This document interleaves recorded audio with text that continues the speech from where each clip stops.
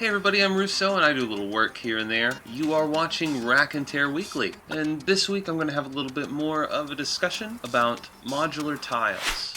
Here I've got a sort of sample setup using a few of the street tiles that I've already completed. You got a couple of straight roads, you got the curved road section, and I've got a cross and a T-junction that are just about finished. But where would I go from here?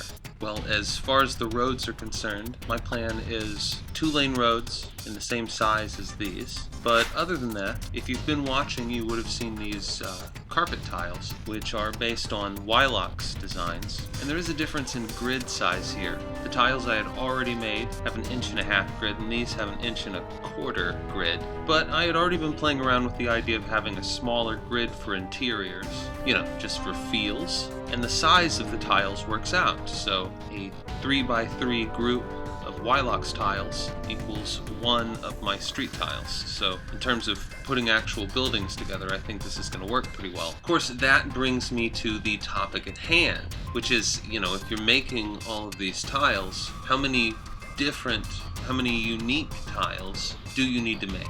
And here I just have 2 of these carpet tiles, but we can make some assumptions based on this. But first, I would like to look at something that I think is pretty helpful. Just sort of bring this up.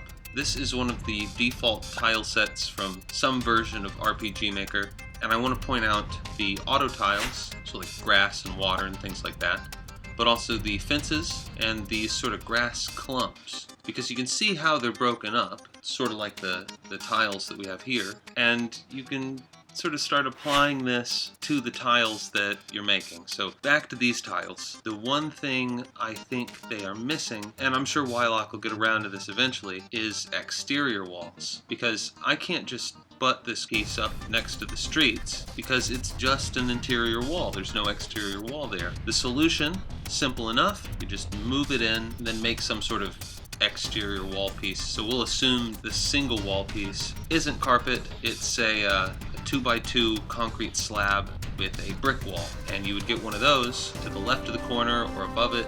But this is a place where the notes from the RPG Maker tiles will really help, because what about this corner piece? You can't just put a concrete slab there. You have to have a concrete slab that has a little square there in the corner. So, just considerations, like it would be nice to have a total wall thickness of 1/2 inch everywhere. So why not have one of these tiles where the double thick wall just runs straight down the center? Maybe, half wall along the one side, double thickness wall that runs down the center. And there are a lot of tiles that you could make like this, but it is up to you to figure out which ones you're really going to need. In the future, I plan to do a lot more of these, so whatever I come up with, I'll make sure you see. But it looks like that's all the time I have. So until next time, you've been watching Raconteur Weekly on Rousseau Works. I am Rousseau, out.